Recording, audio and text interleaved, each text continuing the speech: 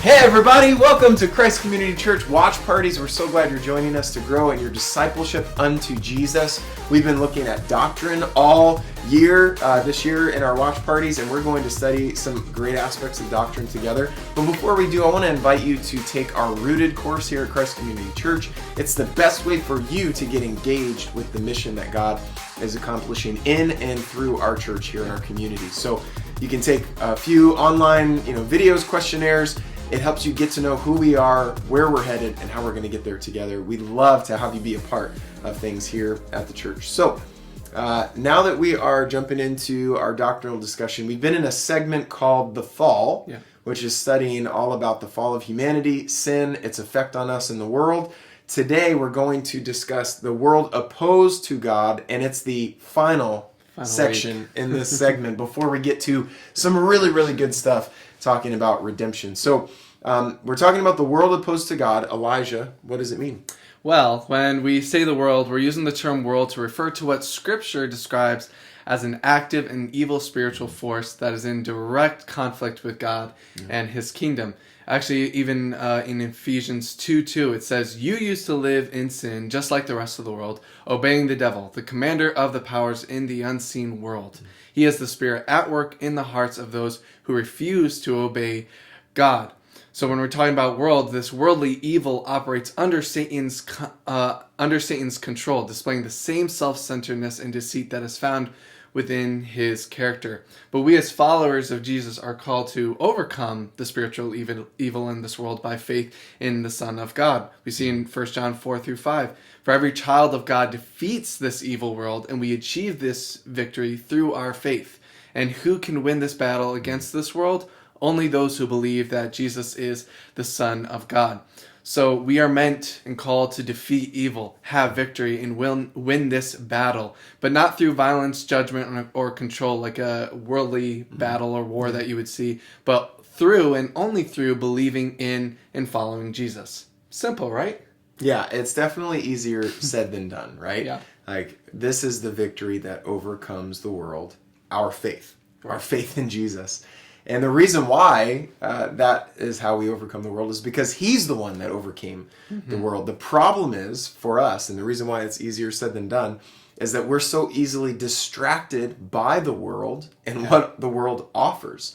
I mean, we constantly fall in love with the comforts of this world, the pleasures of this world, the things that, again, you talked about Satan being sort of the architect of this world, the spiritual architect of evil in this world. And part of that architecture is to keep the people of God distracted from following God by the things, the entrapments and enslavement to addiction and other things in this world. So we want to follow Jesus. We're the people of God. We're talking to people who want to grow in their discipleship unto Jesus. The problem is that we are constantly distracted by this. And in fact, we can even get into this really destructive kind of pattern where, I want to follow Jesus. I want to be more like Jesus. But really what I'm saying is I want to have a powerful person at work in my life that I can bring my prayer requests to help me protect or gain the comforts and loves of this world that I'm after, that I've fallen in love with. So Jesus, I'll follow you as long as you help me protect my comfort.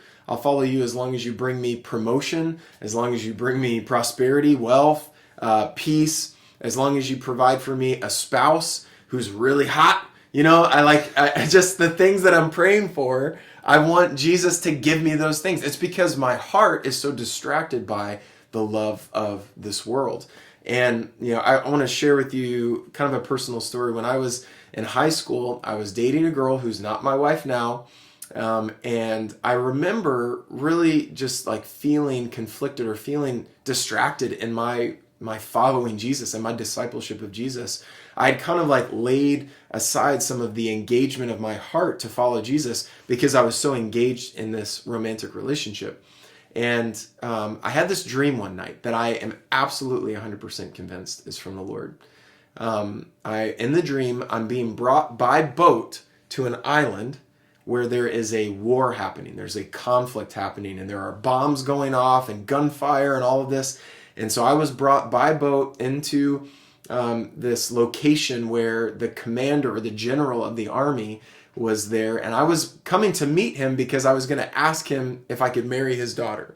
And so in my dream, I'm brought by boat into this place. I go into the office of the general. There are bombs going off outside. And the general is saying to me, we could really use you in this conflict. We could use you in this battle. The funny thing is that the general was Hulk Hogan. And I don't know if there are any wrestling fans, but Hulk Hogan with this yellow, thing going on. And he's asking me, he's appealing to me, get involved, get engaged in this fight. And my response to him in the dream was, no, I'm not here for any kind of battle. I just want to marry your daughter. And then the dream went on. I left the island. And I woke up knowing exactly what God was trying to communicate to me. He was speaking to me that my heart had become distracted by this relationship. My heart was no longer fully engaged in following him, which involves this conflict with the world, the hostility in the world towards Jesus and towards those who follow him. And this is really important for us to understand as followers of Jesus. The instruction of 1 John 2 says, do not love this world or the things it offers you. For when you love the world, you do not have the love of the Father in you. Which is so sad to think, like, that was like this great purpose of Jesus coming to the earth, was to come reveal the Father, to come do everything that he saw the Father doing, and ultimately to bring us into adoption, into the love of the Father. But when we love the world, we're rejecting the work of Jesus, and we're rejecting the love of the Father for us. Verse 16 says, the world offers only a craving for physical pleasure, a craving for everything we see, and pride in our achievement and possessions. These are not from the Father, but are from the world. And this world is fading away along with everything that people crave. But anyone who does what pleases God will live forever. So the things that the world is offering us to keep us distracted from following Jesus, they cause us to be disengaged from the love of the Father for us, and ultimately to be engaged in things that are fading away and that won't really satisfy us the way that we truly, deeply want to be satisfied. But disengaging from that love for the world and engaging in love for Jesus and the love of the Father for us helps us engage in an activity that lasts forever. So to just kind of summarize what we've talked about today, the world is opposed to God. There's an actual satanic evil force in the world, at work in the world, that is hostile towards Jesus and towards followers of Jesus like us. We need to be careful not to fall in love with this world and the distractions that it offers us.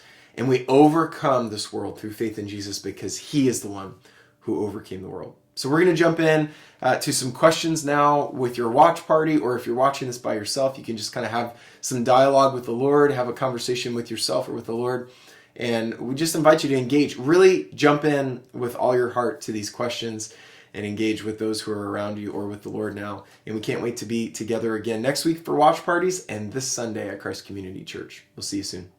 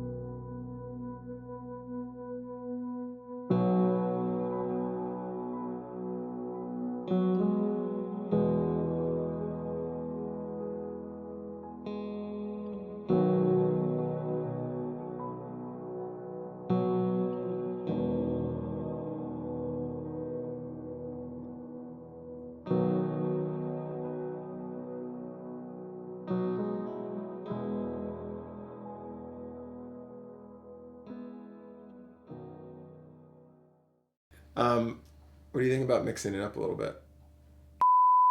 Go, ready? 1, 2, 3. Hey, welcome to Watch Parties.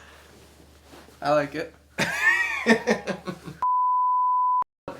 Hey everybody, welcome to Watch Parties here at Christ Community Church. We're so glad that you're joining us to grow in your discipleship unto Jesus. And before we have a great conversation about doctrinal issues tonight, boom!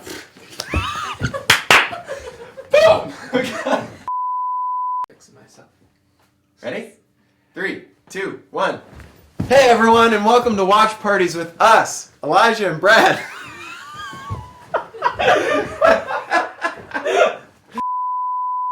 You know the portraits?